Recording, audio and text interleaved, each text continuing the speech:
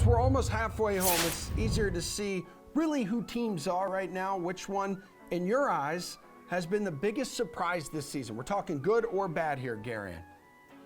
I think it kind of has to be the Cleveland Cavaliers. I just didn't see this version of this team coming. I mean, if you think about their offseason, we were all kind of expecting that Kevin Love was going to be moved. He was like visibly upset with being a Cavalier the past 2 seasons, and suddenly he's perfectly content to come in off the bench and be like a really great 6th man. They get like Lauri Markkanen and Ricky Rubio, former lottery picks that have never really found their place in the league, and suddenly they're producing in great spots for this team.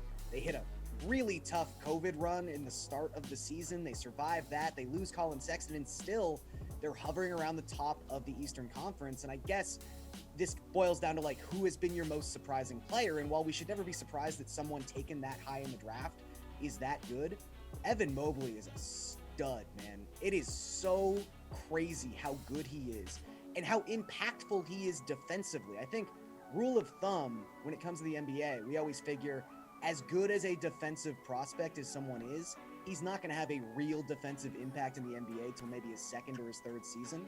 The Cavaliers are only allowing 100.6 points per 100 possessions when Mobley is on the court.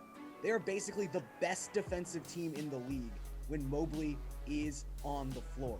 That's how crazy this guy has been so far. So I just think it's the Cavaliers. Yeah, they've been nowhere near a contender since James left a few summers ago. What do you have here, Nick? I think Garion's absolutely spot on with the Cavaliers. I mean, they've proven that size still matters in the NBA, despite the trends that we've seen over the past few years.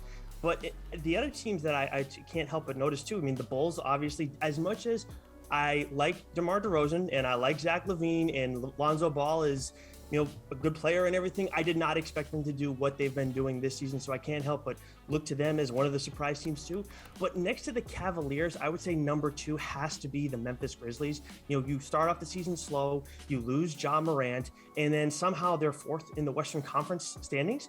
And with them, just like the Cavaliers, they've been cover machines this season too. Cavaliers more so than the Grizzlies, but still both very reliable in that regard. So as much as I don't think the Grizzlies and I don't think Gary would say the Cavaliers necessarily are NBA like finals contenders either, to see these 2 teams as competitive, strong teams in their respective conferences too, and Memphis is in the friggin' West, as good as the Cavs, as the East has gotten, the Western Conference is still a little bit better. So to see Memphis do this without Ja Morant for the majority of the season has been mind-blowing to me.